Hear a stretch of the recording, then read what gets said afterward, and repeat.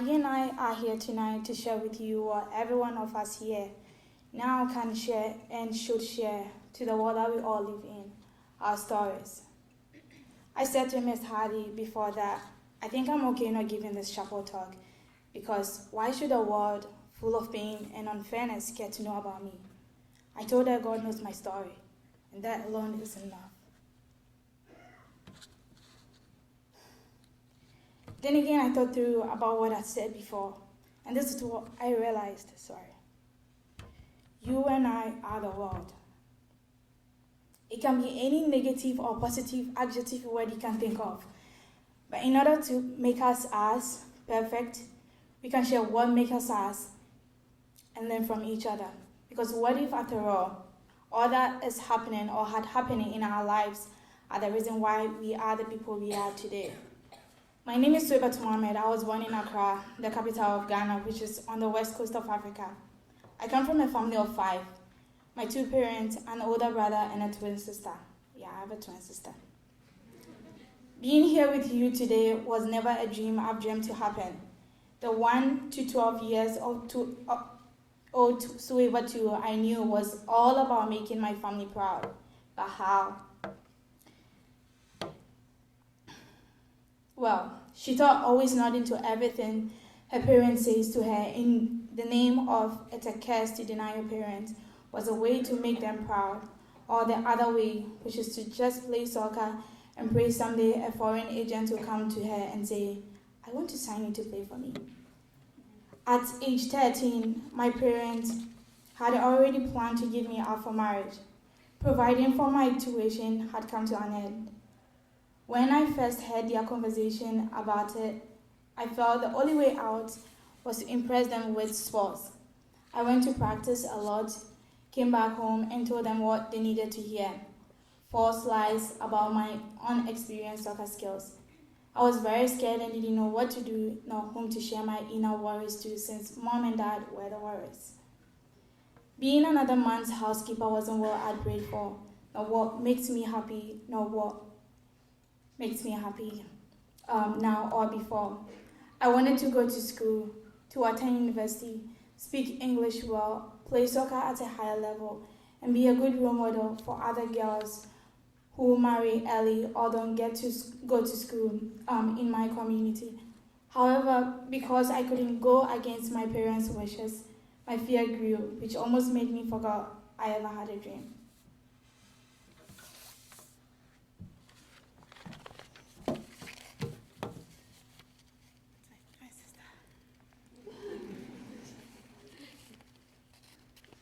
So, my name is Adelaide. I come from Accra, which is the capital of Ghana, and I'm from a program called the Right Children Academy, where Husseini, Shakora, Jalia, Swila. So, I was about to show a picture of me sitting at the store, selling, and at that time I was 12 years old, and I was working to provide for my family, and especially my mom. And that picture reminds me a lot about how much I've grown and how much I've changed in terms of my confidence and hope. When I started working at the age of 12, I thought that was how my life was going to be. And if someone has ever told me that I would be where I am today, I would have never, ever believed it.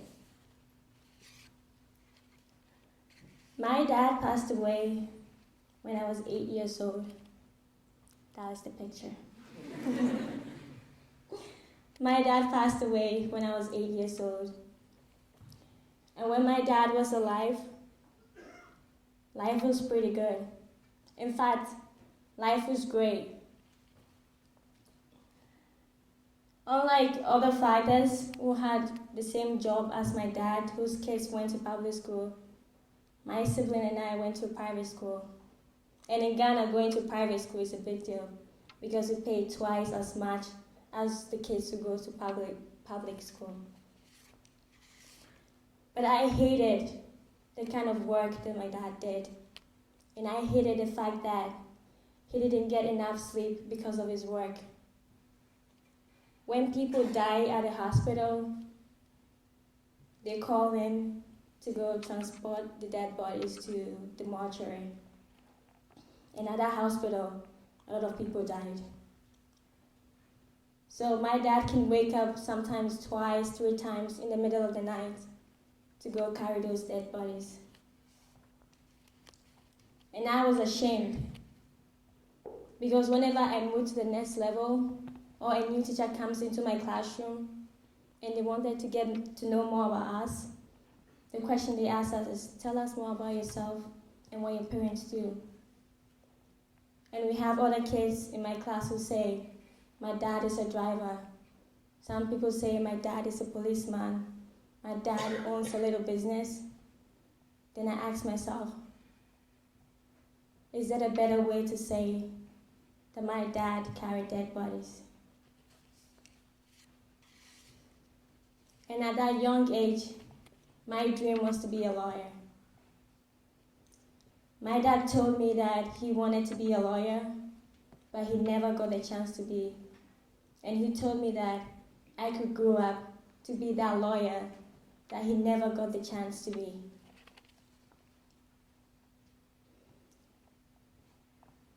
But I have realized how much I've become part of my dad, and that what he did didn't really matter. His death took us as a surprise.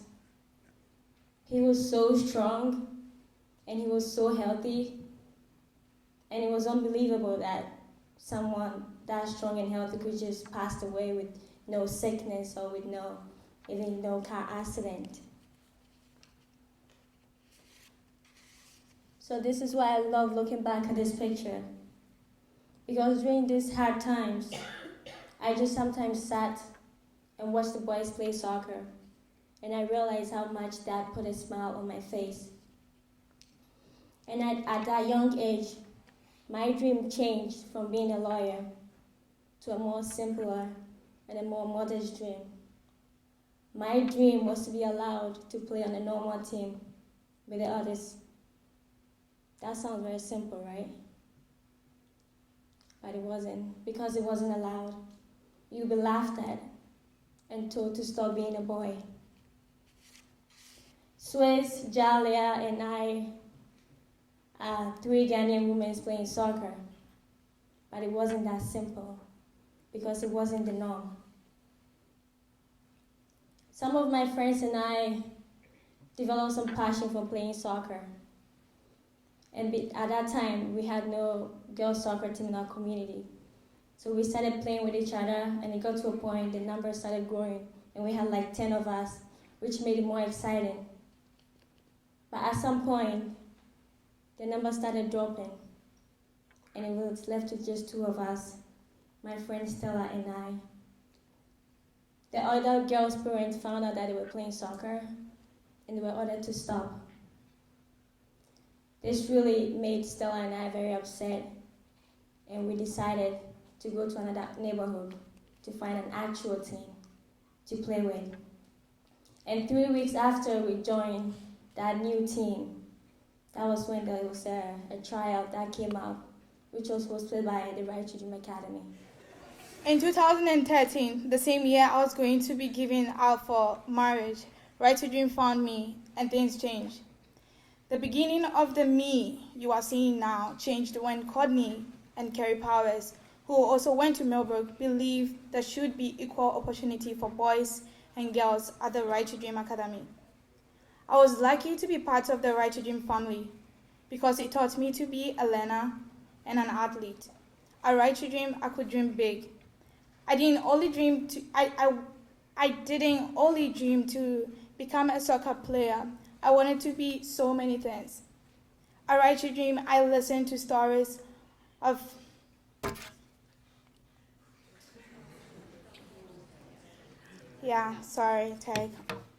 of so many role models, and just in general, finding myself in this safe and loving family. They have had so much impact in me. They prepared me to stay strong for a world that I was going to start living in without them, nor my family.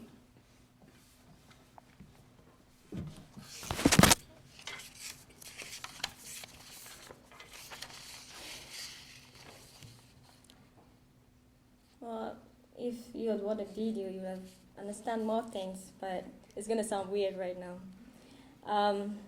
So I told my mom that the Justify was just going to take 3 days, but I spent more time away than I thought. I guess I was doing pretty well. My mom kept calling and calling. Well, this sounds weird without a video, because you're like, oh, what is she talking about? But anyway, you get to understand. I remember the day before she came to the Right to Dream Academy. She called me and told me that she didn't know where I was, and then by the time she gets there to where I am, my things are already packed and ready to come home with her. And I guess when she came to visit Right to Dream and saw how much Right to Dream had to offer for me, she then decided to let me stay. When my mom decided to let me stay, I knew that was her decision for her. I helped her with home stuff, and also so we have enough at home. She kept quiet about how much burden the decision was going to be on her, but she still let me stay. Suez and I are the first 2 girls to be given scholarship to the United States to school, and we both came to Millbrook. Yeah!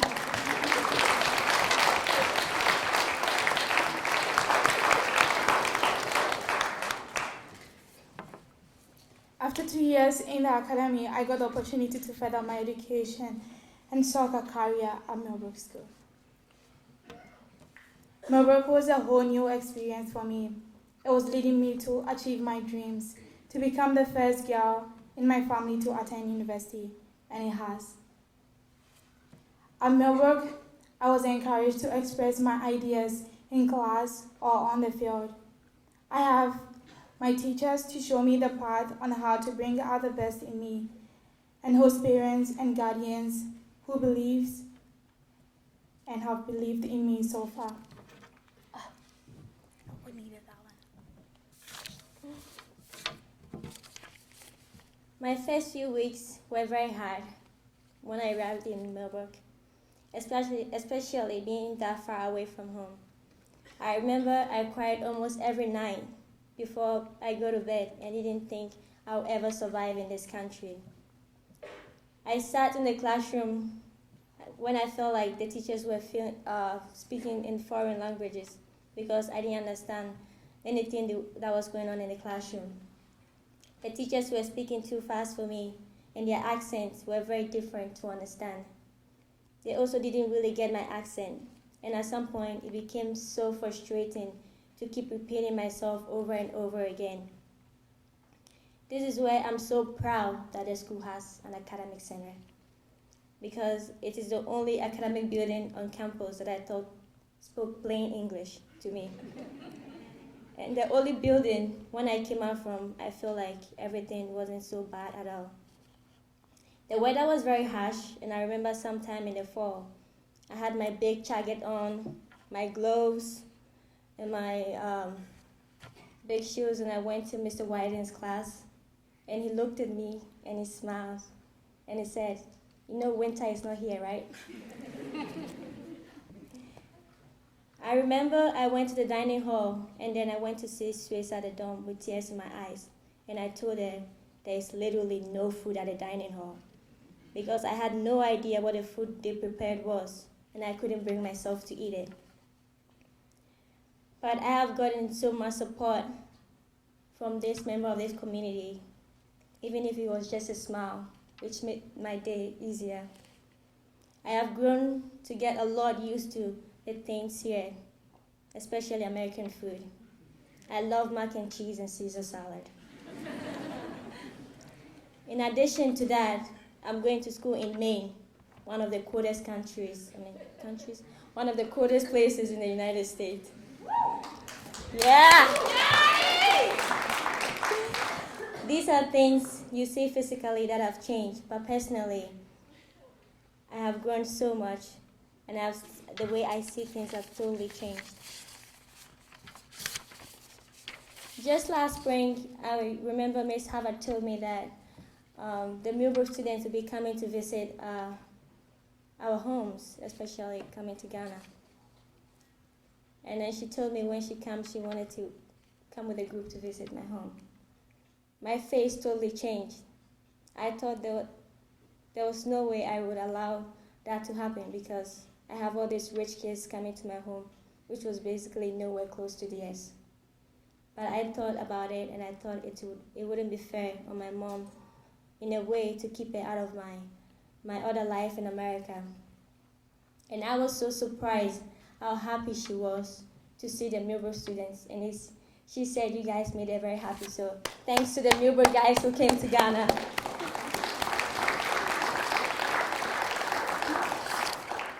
And even gave her more joy when she heard that I got into college. So that is my mom. And I want to use this time actually to thank my coach, Coach Mark, who has been on us and pushing us, and also Mr. Williams, who helped with my college stuff, and most importantly, to my host parents, Miss Harvard and Mr. Fiderson.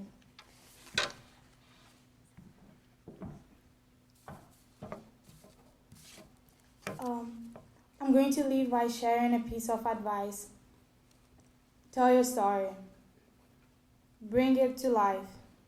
As Ms. Goodwin said in the chapel talk last week, in this community alone, we are surrounded with people every day, adults and students alike, who know something we don't know, who might have visited the same place we visited but had an entirely different experience, who have something to teach us.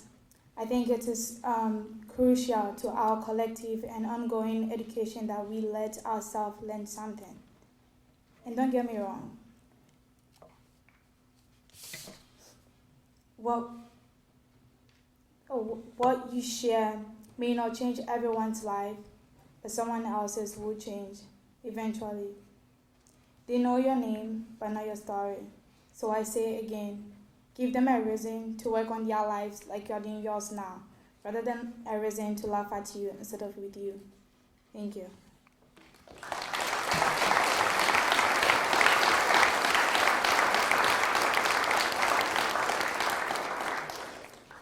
There are two things that I've learned from my experience. Never give up on your dreams, and also be proud of where you come from. It may seem a little scary to be different from everyone, but it's much better than being the same as everyone. Thank you.